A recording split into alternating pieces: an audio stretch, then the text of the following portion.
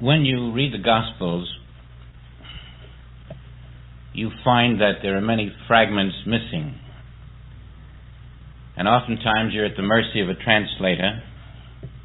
It changes in language and in the meanings of language, so that finally we reach a point where certain things in the Gospels are open to different interpretations. And disputes can arise, and religions can be formed because we interpret it this way and he interprets it that way and someone else interprets it a third way.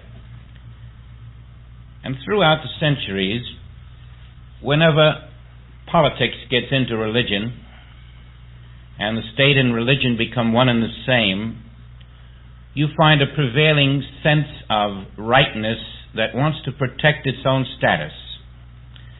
And if the Bible is in the way, it simply alters the Bible to suit itself. Either the words out of the text or just changes the meanings of the words. So that you find for many centuries there was no such thing as reading a Bible. You went to whoever was the presiding clergyman and he told you what it meant. He didn't even bother to give you a Bible. He gave you his interpretation. And usually it meant that you lived in fear of God. A very strange thing happens with the revelation of St. John. It isn't in the usual language of the day.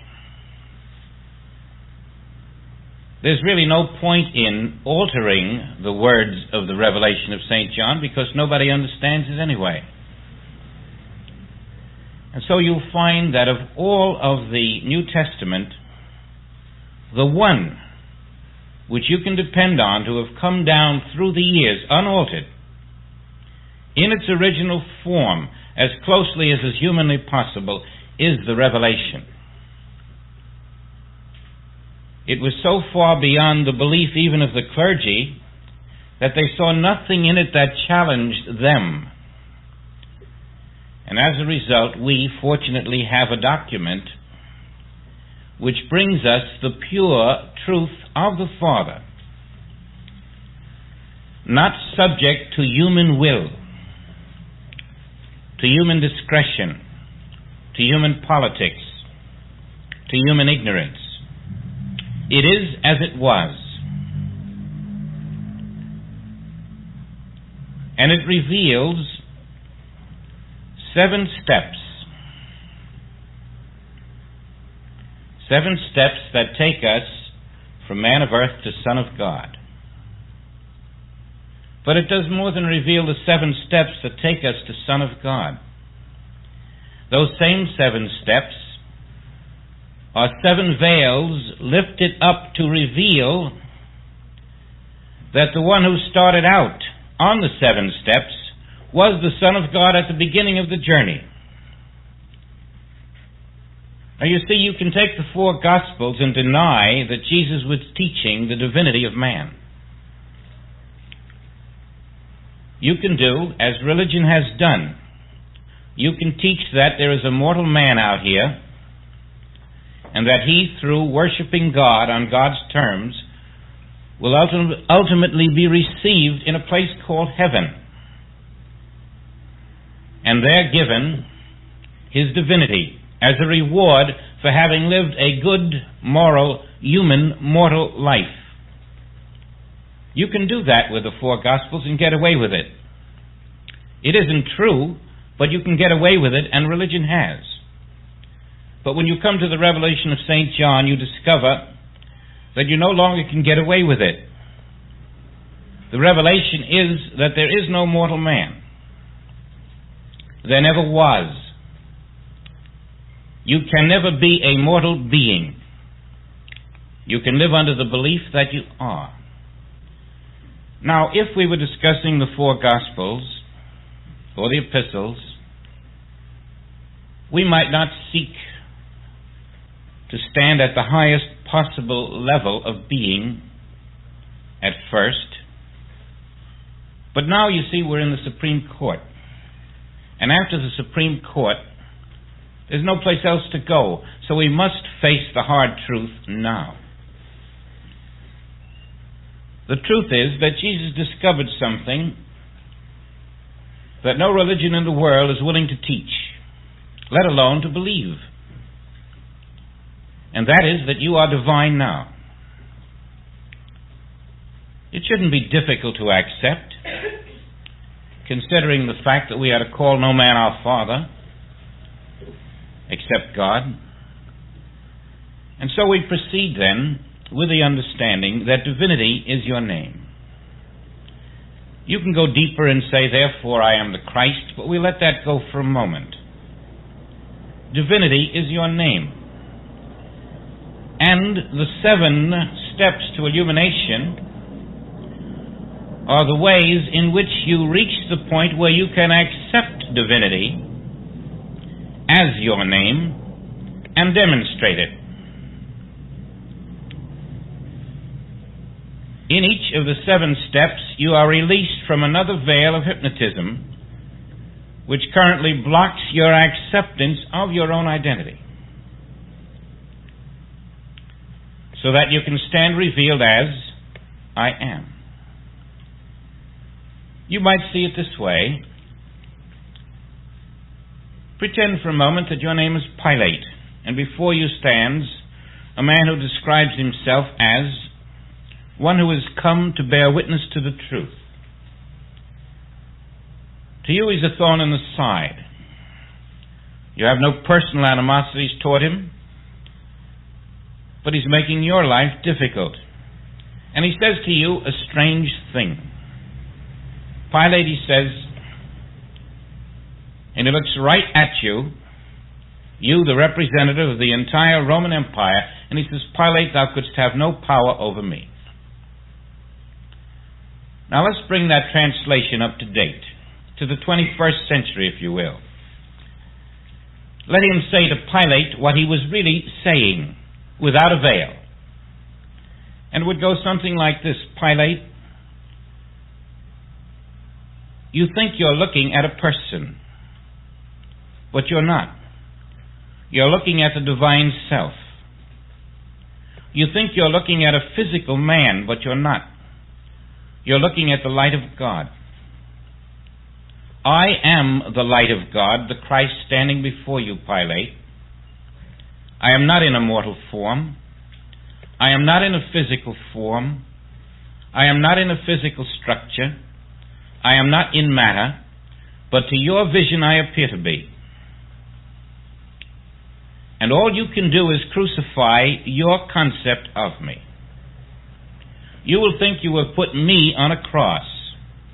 You will think you have made me suffer.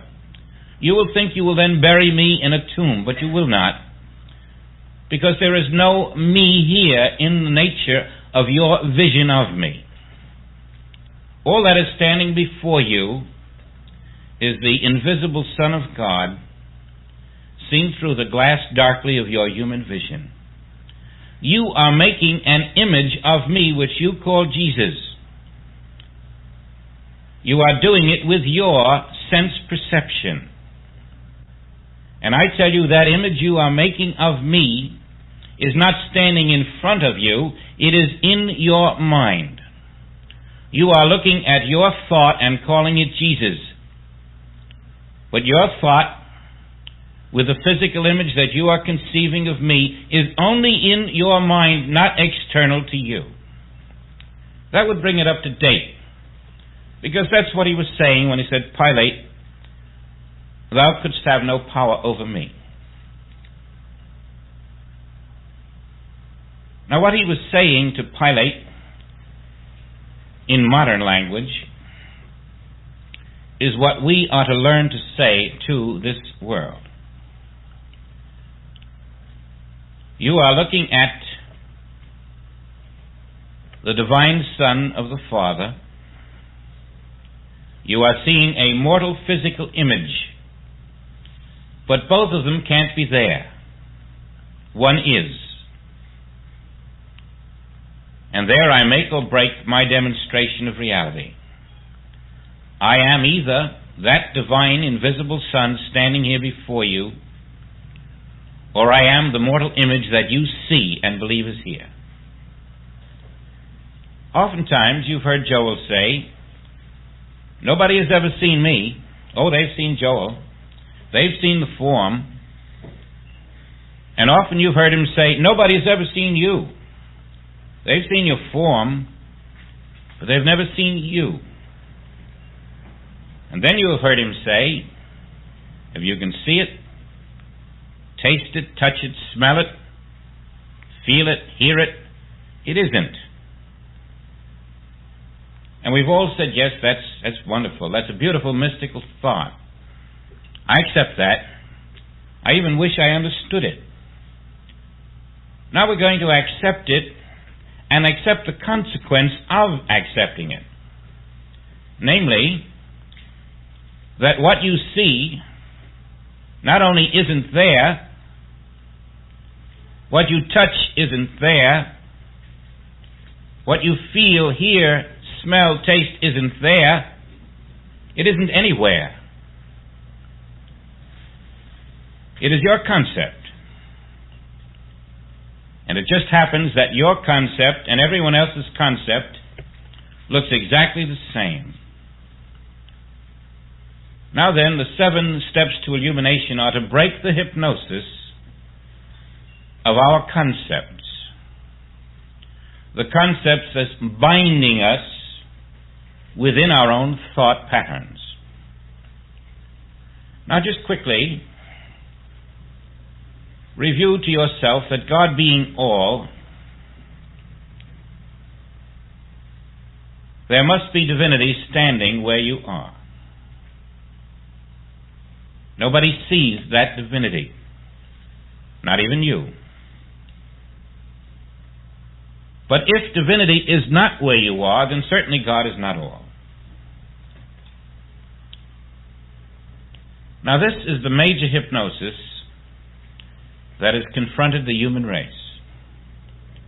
The unawareness of divinity where I stand. And from that springs a new concept of identity, which has nothing to do with the divine image and likeness of God.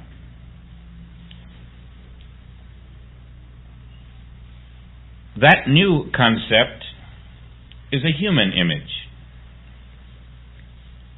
It is the imitation of your divine image. And in that human image, that imitation image, you live. And you die. And you have good things, and you have bad things. You live in the tree of the knowledge of good and evil.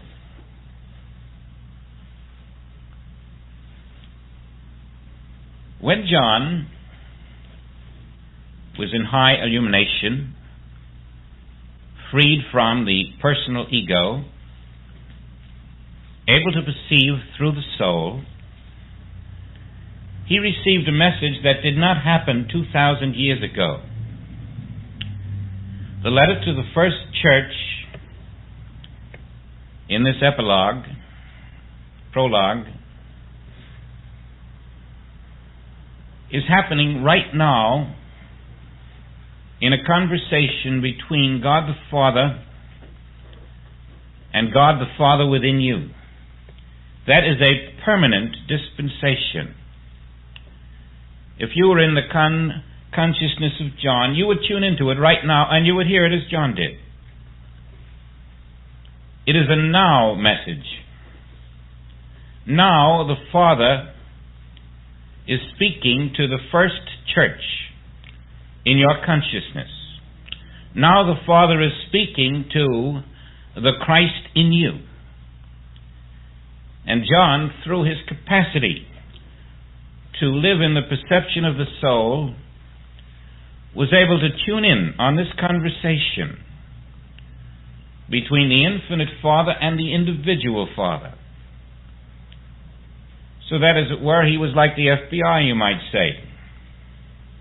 Wiretapping. Only his wiretapping was in the infinite. And because of it, he could bring us these 7 steps.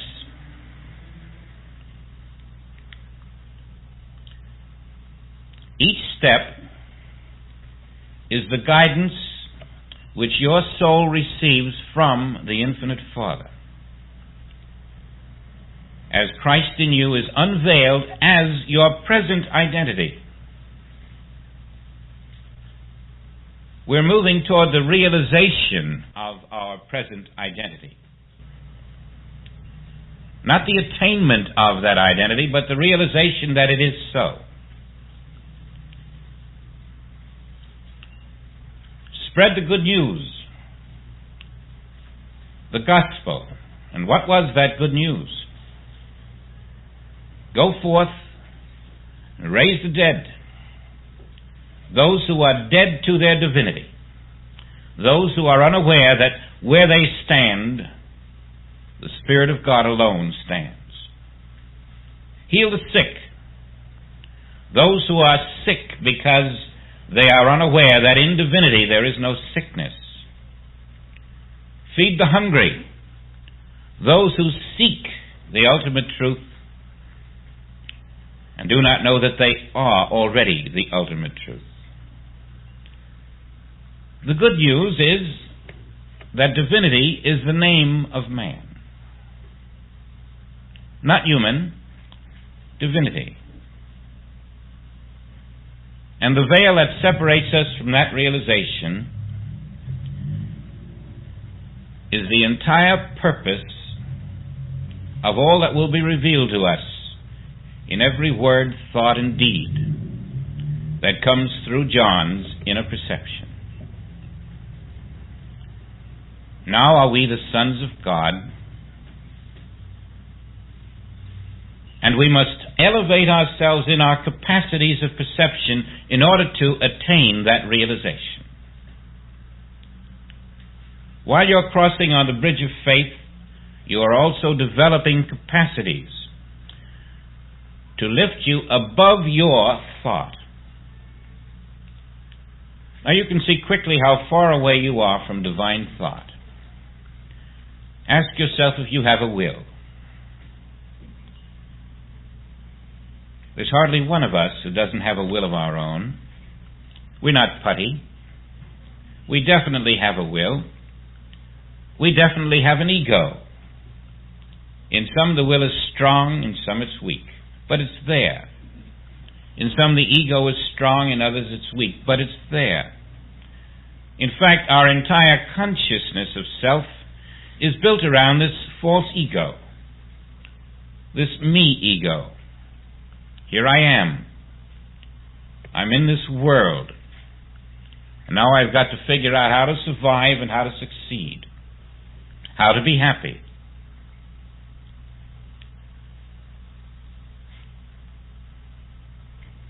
That's part of the veil. Divinity does not struggle, does not strive, does not seek, does not want. And as long as you find yourself struggling, striving, seeking, wanting, needing, these are the signals that you should heed, which are saying you are not in the awareness of your divinity. You are denying your divinity. And because these signals of lack and limitation and illness and frustration and fear are coming to you, they are bringing you an awareness that you are separated from something to which you should not be a part. That something is your own divinity.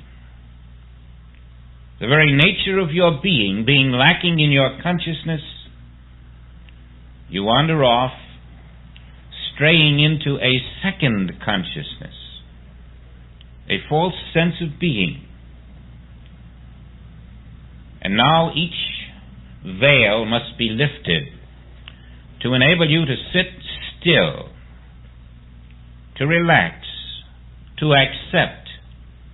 There is no other life than divine life. There is no need for a will apart from God. There is no need for an ego apart from God. There is one spiritual ego.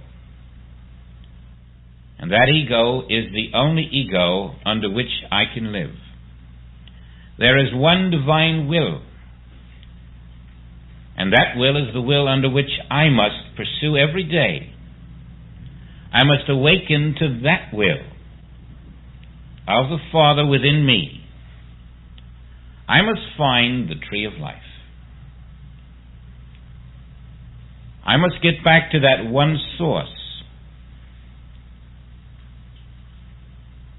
You see, Christ begins in God. And man must begin in Christ. Unless you begin in Christ, you are not linked with God. And the form is not linked with the life. And form and life being separated, you wander off,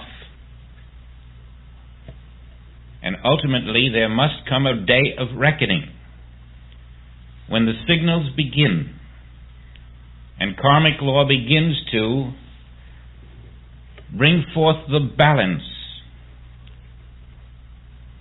to alert you to the fact that you are straying farther and farther from the Father's house, until if you do not heed the signals, they all accumulate into one grand and glorious signal. And this becomes a disaster.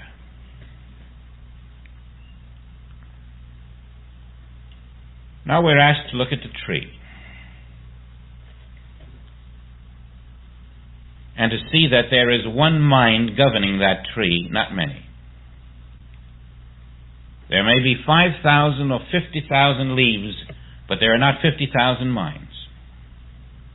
They're all governed by the one central intelligence of the tree. If you cannot do that with the Father, then you are like the little leaf on the tree who is not living in the intelligence of the tree and soon finds it has no sustenance whatsoever. If that little leaf on the tree were not in the one mind, it would be through. We who are unable to rest in the knowledge that the one mind is governing the life of itself everywhere have simply not accepted that we are that divine life. And so we're running afoul of the divine life, not letting the one intelligence live us. We are competing with the one will of God. And you might just as well be holding an electric current in your fingers as to be in another will competing with the one will. Your day of judgment is quick. The sword of truth cuts you off.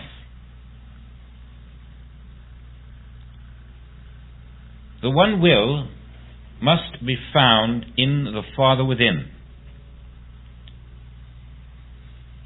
The one mind is found in the Father within. And the one spiritual body is found in the Father within. Now, because you are divine, there is no individual in this room who does not have a spiritual body.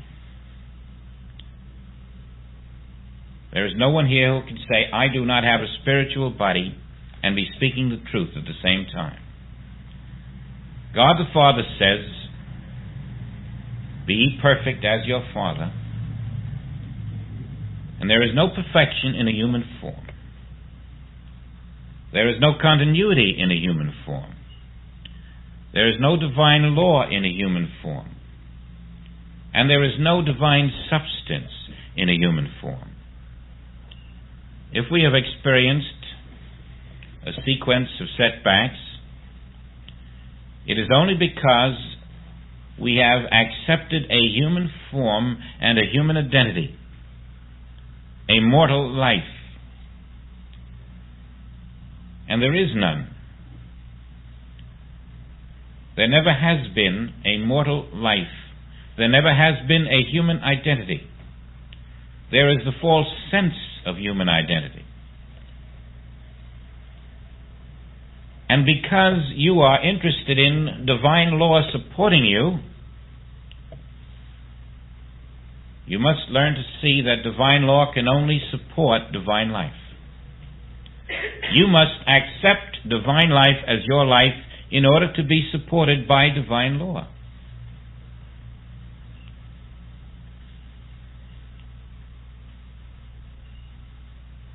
Now, the hard truth is going to hurt.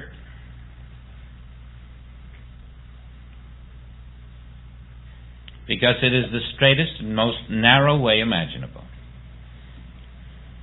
The hard truth is that you must live by divine thought. And you are not capable of thinking divine thought. There is no human mind in this world that can think divine thought. Only the mind of God can think divine thought. And unless divine thought is governing your life, you are in a separate stream of human thought, and that is the separate life which does not know the perfection and harmony of the divine.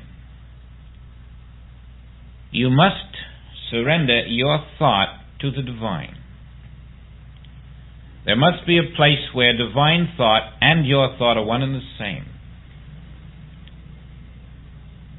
There must be a place where I take no thought, not even for my life, because divine thought is my thought. God is thinking through me. You see, that is the tree of life. Now you must analyze your thought to see why it is incapable of lifting you into the realm of reality.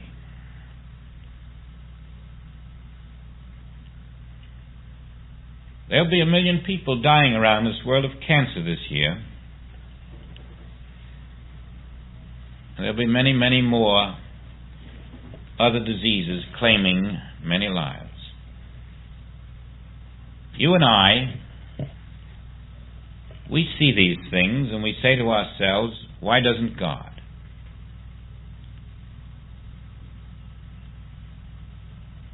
Does God see my loved one suffering?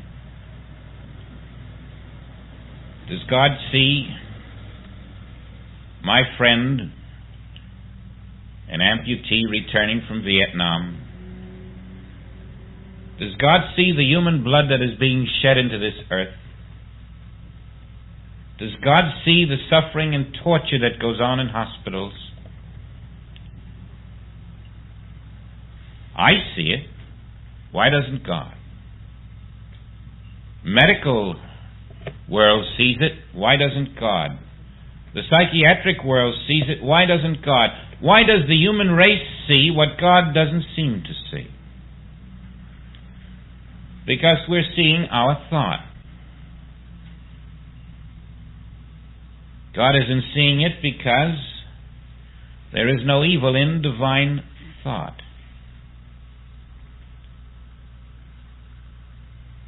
But John taught us that God is the only creator. That what God did not create, what God has not made, wasn't made. Did God make cancer? Did God make suffering?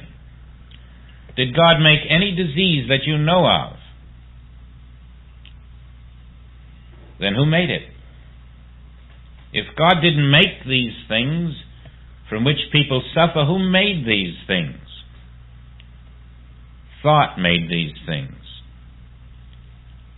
All disease on this earth is human thought. And that's all it is. It doesn't matter if you see it every day, if you're knee-deep in it, even in your work, or if you or someone in your family is suffering from it. You're not suffering from anything God created, and there is no other creator. Now, if God didn't create cancer, or tuberculosis, or asthma, or anything else of that nature, and it wasn't created at all, does it exist? Or does it only appear to exist? Can that which God did not create exist at all? So this is the nature of the hypnosis that faces us. Because of our thought, we believe that which exists as cancer, tuberculosis, other diseases and disasters and catastrophes are existent even though they have no creator. And that hypnosis is the paradox which baffles us day by day. We suffer from that which has no existence in God, no source in God, no law from God to sustain it. And yet we suffer from it.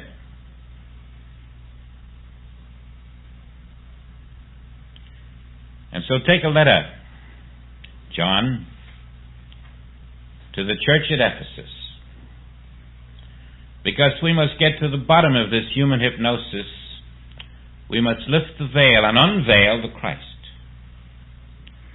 Where the world is seeing disease, we must show there is no disease. There is only human thought. Where the world is suffering, where there is pain, where there are avalanches and volcanoes, where there are hurricanes and tidal waves, where there is sickness and despair, we must show this is not there. Christ is. And the false concept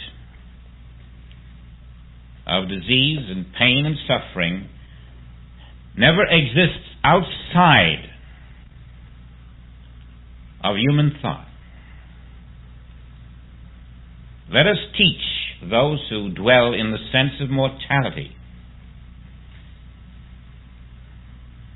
that they need not take dominion over bodies, over things, over people, that freedom is not in taking dominion over anyone or anything. Freedom is the unveiling of the hypnosis. It is the reversal of hypnosis. Freedom is the realization that the things which take place in my mind, in my human mind, are not happening except in my human mind. You say that's a hard teaching. Yes, it is. The hardest teaching there is. That whatever is happening in your mind is not happening anywhere else except in your mind. And that your dominion lies only in taking dominion over your mind. Your mind has got to see sickness, has got to know sickness, has got to accept sickness as a reality, because it has no way of seeing God. Your mind has no way of experiencing God itself. The best your mind can do is form a concept of God. And the concepts that you form are not under the law of the Father. God does not govern your human concepts. God does not enter into your human concepts. God enters only into divine activity. And the veil is our mind believing that its thought is reality. Now look again at this Christ who stands before you. Go back into your awareness that you are Pilate.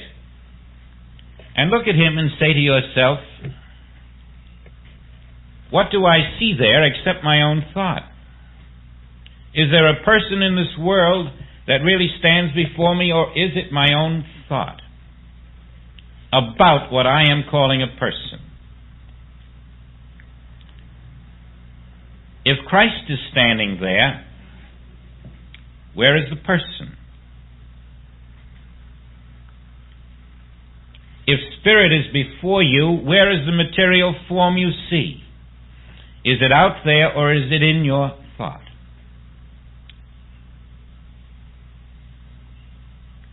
Is it possible that you have been looking at a spiritual universe, forming material ideas that exist only in your thought? The Father says yes. Because your thoughts are not my thoughts, and only my thoughts are reality. Only divine thought is real.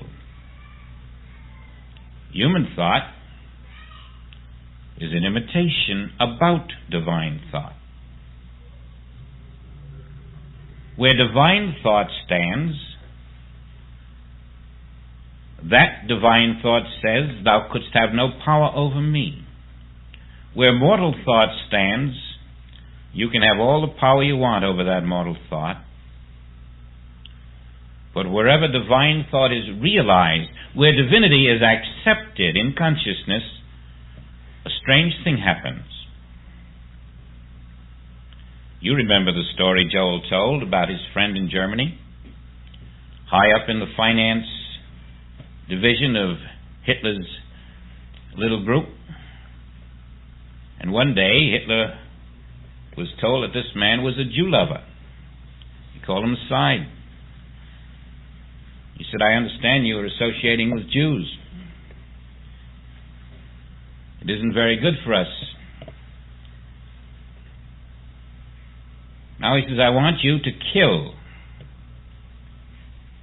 I want you to help me in my plans to kill and exterminate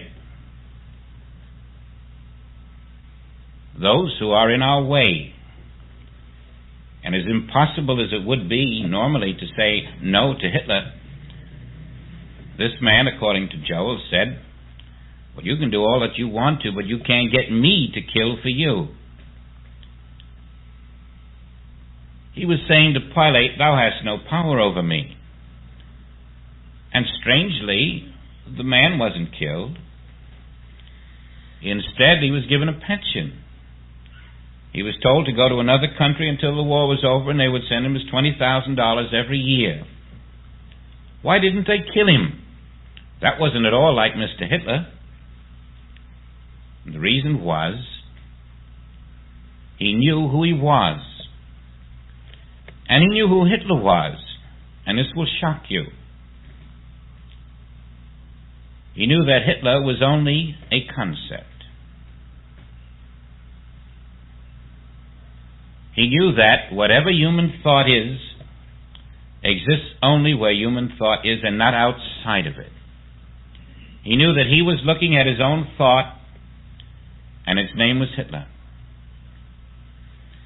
And there were 3 billion others doing the same but not knowing it. You'll discover someday you're going to be put to an easier test than that one, to discover that what is out there is only in your thought. But this man proved it, as Jesus did before Pilate. And there was another who proved it. In the Inquisition of the 15th century in Spain, all you had to do was think differently than the administration and you were dead. And there was another Hebrew named Maimonides. How did he walk the streets free? How did he even write books about truth? He knew his divine identity. He knew that as long as he had opened out a way for divine thought to control his being instead of human thought, that there was no man on earth who could be a power over his identity. He too was saying to the Spanish Inquisition, "Thou couldst have no power over me." And so, you see, the Hitlers, the Spanish Inquisition, the Pilates, these are just other names for disease, for fear, for death, for cancer, for any kind of problem that you may face. There's only one answer, and it's the same answer. I am divine being. And not declaring it, not borrowing the belief for a moment to fight something, but learning how to live in that consciousness. And then you find that there is no power over divine being.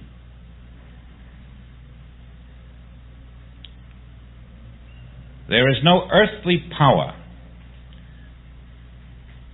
that can stand before your divine self and in any way intimidate it, fight it, oppose it, influence it, deteriorate it, or take away its life. It cannot be starved. It cannot go hungry. It cannot be poor. It cannot be in pain.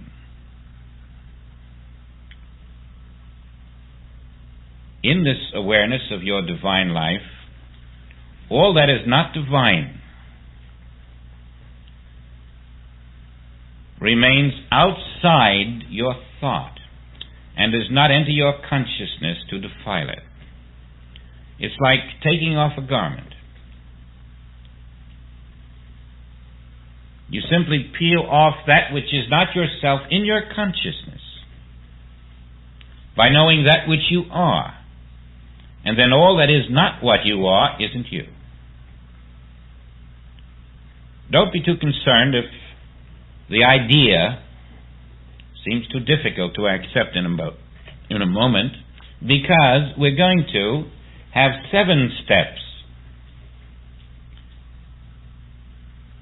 And each step will strengthen your Christ consciousness, so that ultimately you will accept that I am now a spiritual body. I am now the living Spirit of the Father. God is my Father now. I am divine existence, divine life, divine being, divine substance. And the only law under which I work is the law of the Father, divine law. If momentarily mortal law intrudes, it'll just be a little signal to me that I have stepped out of the tree of life. I have stepped out of reality into a false consciousness. And I'll quickly recover, because the moment karmic law starts to work, it's doing me a favor. It's forcing me back to the high consciousness, to myself.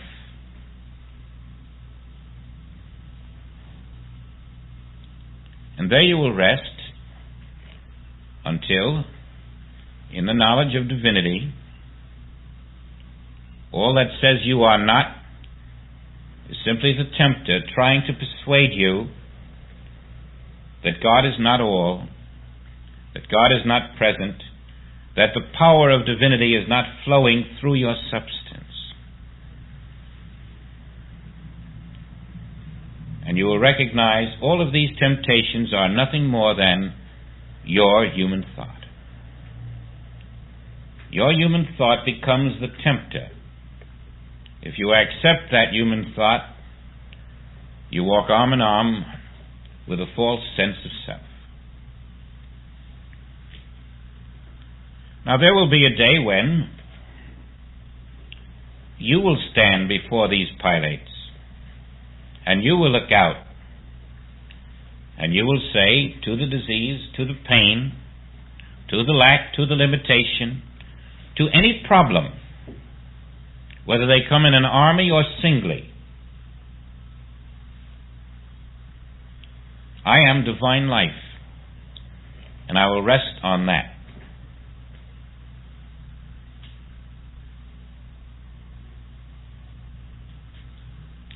That will be your Gethsemane. You may even pause to repair the ear of one of the intruders that has been hurt. So sure will you be that all that is present is the one divine life, that even the intruders are that one divine life. You will know that no matter where the eye can see, and no matter what it sees, only divine life can be there. You will be in the tree of one divine life. You will be accepting the truth in your consciousness. And there will be no more human thought. His thought will then be your thought. There will be no more image making. No more images of sick people, of starving people, of people at war. There will be the one divine life made manifest. For you will be standing in your spiritual form, realized. Now let's prepare for this first revelation of the first step in illumination by realizing that if you are not in a spiritual body now, God is not your Father. Make your decision. Choose ye this day. Is God your Father, or is God not your Father? Are you in a spiritual body now, or are you not? You are writing your own book of life. And if you are not in a spiritual body, then certainly you cannot expect spiritual law to govern that body. Turn ye. Awaken to the fact that you are in a spiritual body. Accept it. Accept it now. And that mind which does not wish to accept it is not the divine mind. It is the clinging, false ego, the self that never was but wants to continue pretending it is. It isn't you. We are all in a spiritual body. And the law of divinity is functioning that spiritual body. We are all perfect now as our Father. This perfection will not manifest the instant you decide, yes, I'm in a spiritual body. But somewhere you must begin. In Christ, in your spiritual form. Until there is this turning in consciousness which accepts my spiritual form, you're outside of spiritual law. You're rejecting paradise. You're clinging to the human will, the human conditioned mind. You will continue to believe your thoughts are more important than the thoughts of the Father. And you will suffer for it.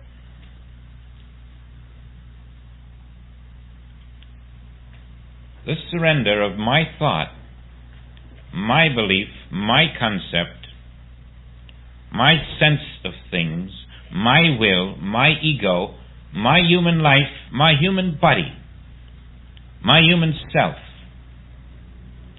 For there cannot be all of this and my divine self too. I stand in my divine self now. momentarily out of the hypnosis that there is a second self called a human, a second mind called a human, a second will called a human. I stand in divinity. Thou seest me, thou seest the Father. Thou seest the divine self. Even to consider this is the beginning of breaking the world hypnosis which has buried the Christ in our midst.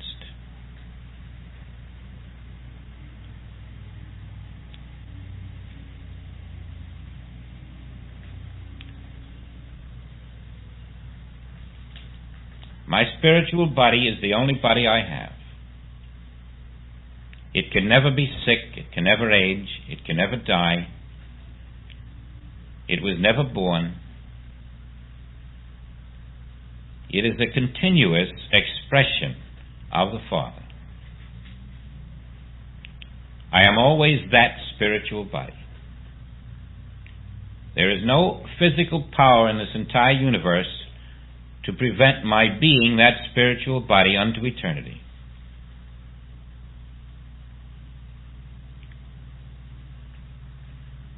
I am divine existence.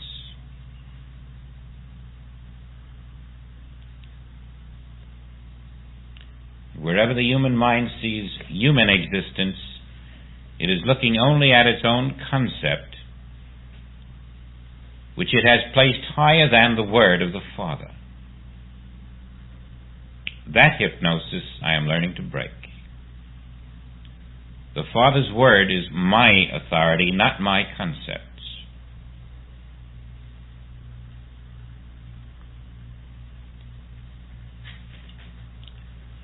Now we're accepting the Father's authority, the Father's will in us, which says, "Be ye perfect. All that I have is thine. My divine selfhood is thine. My divine life is thine. My divine body is thine. My divine thoughts are thine. All that I am, thou art." And that means you're not what you appear to be. You're what the Father says you are.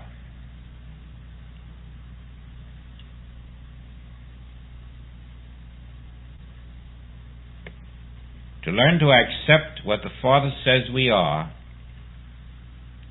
is also to reject what we had thought we are. I am changing concept for reality. I am stepping out of the tree of good and evil into the belief that evil is, even out of the belief that there is human goodness. Only the divine exists. It is everywhere. It is now. It is I.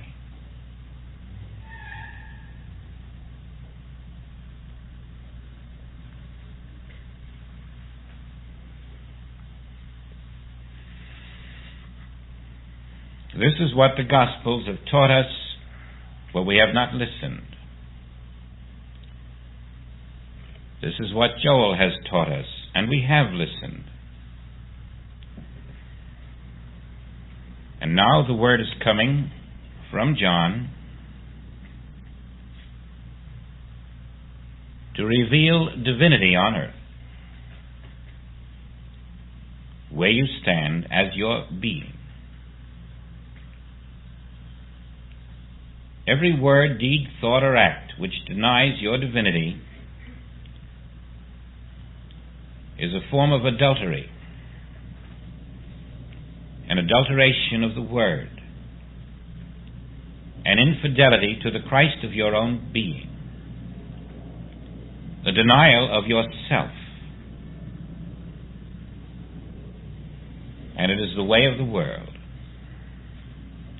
The other way, the acceptance in your consciousness, opens you up to the one infinite consciousness of the Father, the infinite law, the perfection of being. And you find the tree of life is joined You are one in Christ, which is one in the Father, and love flows. Love flows through that tree of life, which is now your being, and the fruits of love appear on the vine. The pains diminish. The lacks and the limitations dissolve. All of the processes of change, which had shown a person getting older, weaker, further away from life itself, are reversed. And the very sap of divinity flows through every fiber of your being. Of your own self, you need do nothing. Gone is the struggle and the strife. Gone is the striving and the seeking. The leaf is fed by the life of the tree. Your being is fed by the life of the Father.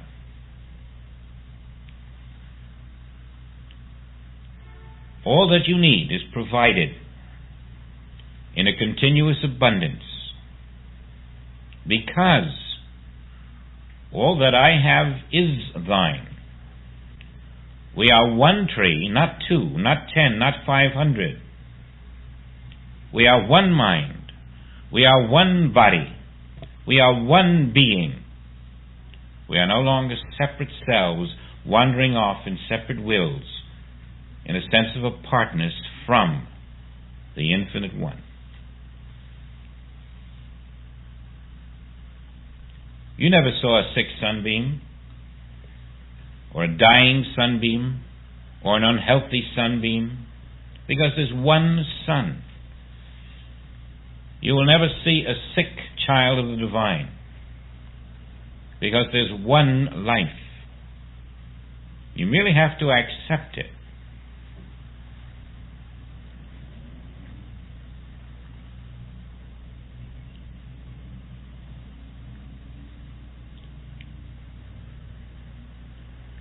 Now, when you know that your thoughts create the illusion of an external material world, you will discover that the external material world only has power if you believe your thoughts. If you can say, God didn't put cancer out there, and therefore my thoughts are putting it out there, my neighbor's thoughts are putting it out there, and my neighbor's thoughts are putting it out there, but it's not out there, it's in our thoughts.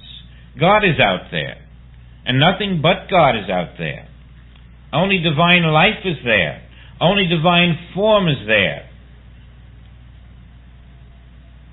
We're living in the world of a false consciousness in which we think that our thoughts are real. Maybe you couldn't defend against the cancer out there, but try defending against the cancer in your thought and see how easier it is. Meet it at the level of your thought, not out there, and notice the difference. Meet every problem at the level of your thought and not outside of your being. And notice that when you take dominion over your thought, you have taken dominion over the problem.